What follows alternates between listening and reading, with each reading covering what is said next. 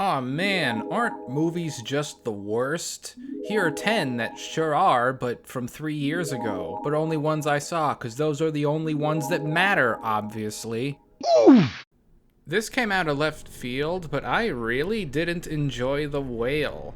All Darren Aronofsky movies feel like someone's sadly masturbating anyway, so I'm glad he finally got rid of the filler and actually had someone do that in one of them. I'll say it's different to feel so negatively towards a movie that won an acting Oscar and agree that it was earned, because Brendan Fraser is amazing. He is not the problem. The problem is the movie wants you to be legitimately repulsed by his character, think he's a pathetic loser with no redeeming qualities, but then also buy into the pity party the rest of the movie tries throwing for him. And it's super manipulative and cloying in its attempt to make you do either of these things. Like most Aronofsky joints, The Whale is totally overridden with symbolism and tragic themes which are a frustrating mix of obvious and obsessed with their own depth. Brendan, you're blameless. I hope you get to do more things with your career.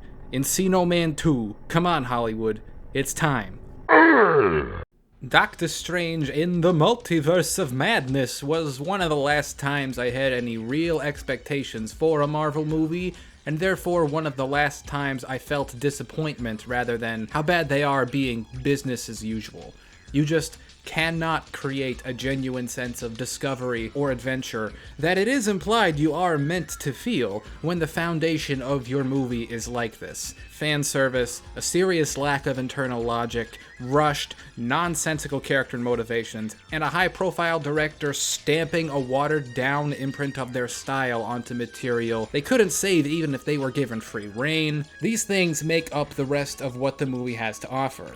This whole multiverse gimmick that's hopefully winding down hasn't been utilized well by Marvel at all. Rather than creating possibilities, it's been a never-ending series of corners the writers constantly back themselves into. Boing! If you're hoping Doctor Strange was the last comic book movie on this list, you're gonna be so disappointed, by the way. And a lot of people's jumping off point for the genre, though, was Black Adam. It's one thing for a superhero movie to be for kids, or general audiences, but the movie itself felt childish. Like watching this movie, you were watching a grown-ass man, The Rock, work through a tantrum, one where everyone around him eventually kneels in awe to his raw might, his inner darkness yet moral superiority. It's just a genuinely ugly character piece on a meta level, and doesn't fare much better as an action film either. It's the same recycled Man of Steel action, Guardians of the Galaxy team dynamics, and unmemorable, boring villain characters that have been stale for years before this movie came out. Even if Johnson had nothing to do with this movie, it'd still be behind the curve and lame. It's the biggest piece of dog shit that I have ever heard. If you've ever wondered what movies influenced action filmmaking the most since the 2010s, don't, because the answer is Guardians of the Galaxy and John Wick. Wick pulling ahead, in my opinion, the more Marvel fails as a brand. Violent Night is a movie that represents every gimmicky, cookie-cutter shortcut in the Wick genre that don't so much tell a story but waste time.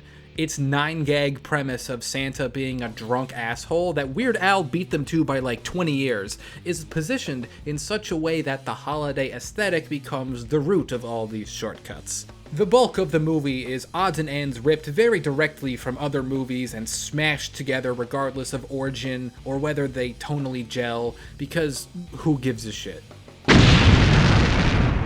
The Unbearable Weight of Massive Talent has zero commitment to being a movie where Nicolas Cage plays himself, despite that being the entire point of the movie and the only way it marketed itself. The movie lies. It just plain and simply lies that that's the premise of the plot, then throws an action movie at you that, were it not for that lie, would have been thrown directly to streaming and forgotten forever.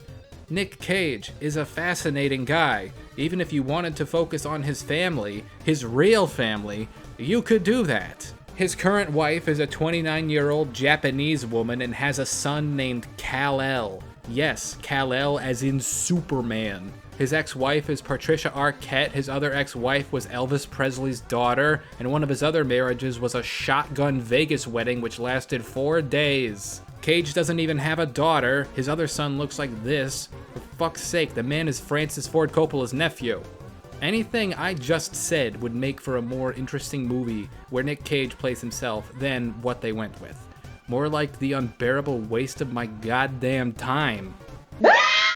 Talk about current movies being theme park rides. Jurassic Park was a movie literally about a theme park, and it's one of the greatest popcorn movies ever made. But Jurassic World Dominion is just the next step turning these movies into slop. All it really boils down to is that most people just want to see dinosaurs in action scenes. And that's it. Which, fair enough. But people went sicko mode for this movie. It made $1 billion and is literally about locusts causing global famine, not dinosaurs. Though people went to see 3 Transformers movies that are mostly about Shia LaBeouf airballing being a functional person, and 3 Sonic the Hedgehog movies mostly about James Marsden going on road trips in Olive Garden, so the fuck do I know? Back when they made movies featuring exotic locations like The African Queen, The Sound of Music, or, I don't know, Patton, something that made those movies come alive was the location shooting. The setting was its own character. Countless movies today demonstrate how this is a lost art because obviously CGI is cheaper, but for some reason, Death on the Nile is the one where it's the most offensive. I think it's because the tone of the film relishes in the genre, and trying to position the film as an authentic whodunit throwback clashes so much with the inauthentic setting. And speaking of inauthenticity, ladies and gentlemen, Gal Gadot's acting. Not that this is any of the cast's finest work, you know, Russell Brand's performance is about as convincing as his real-life born-again Christian arc, but she reads her lines like she's in a perfume commercial. And the mystery at the film's core leaves an answer so clear-cut and obvious I just wrote it off as a red herring. Because surely a mystery movie wouldn't just do nothing to hide who the villains are, right? Enough champagne to fill the Nile. Check your watch. You know what time it is? It's Morbin time. For all the jokes, Morbius's worst quality is just how boring it is. Not a single character is developed beyond maybe a sentence of description. No plot device is fully realized. Every single thing is all presented as plainly as a movie could possibly allow it to be. It's the superhero equivalent of a boiled potato. No salt, no butter, just hot water and spuds. It's not even funny. Venom is funny. Madam Web is funny. Even Kraven the Hunter has a character make a funny noise. Morbius, though, it just doesn't try anything. Then eventually there's an action scene with the bad guy where Morbius shoots a laser made of bats.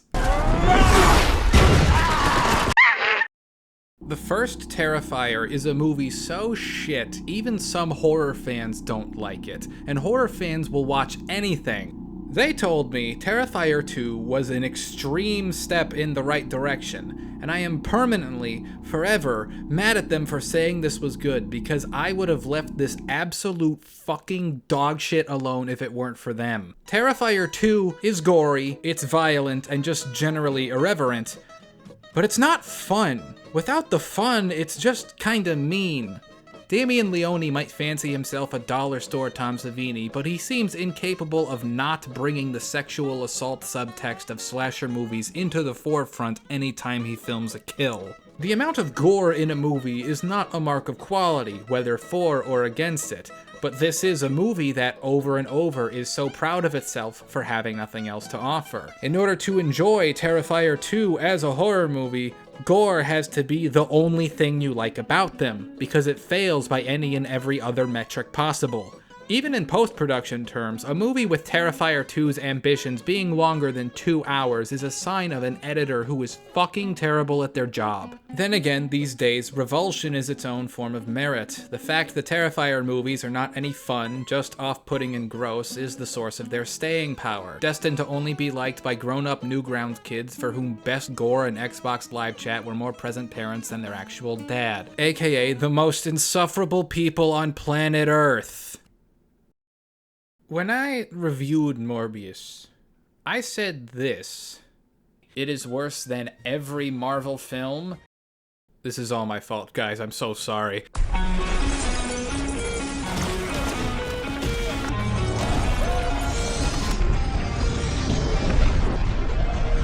No, because what can you even say about Thor: Love and Thunder? A movie that is trying so little, full of so many idiotic and tonally jarring story beats, directed and starring people who can't even justify how horrible their movie is during its own press tour. Taika Waititi should be classified as a terrorist for writing this script. Half the movie has indistinguishable cinematography from a credit card commercial. Christian Bale as some cackling moron, a wasted actor on a wasted character, and some of the absolute worst comedy in a blockbuster, arguably in history. Love and Thunder was like an exorcism of enthusiasm that I had for Marvel movies, regaining what it is I liked about them before, ever. I was off the wagon already, but the same way Rise of Skywalker did for Star Wars, the same way The Lion King did for Disney, these are turning points where you realize things just aren't going to get better, and it's on you to disengage. Give up. Give up! What? Sometimes it's good for you.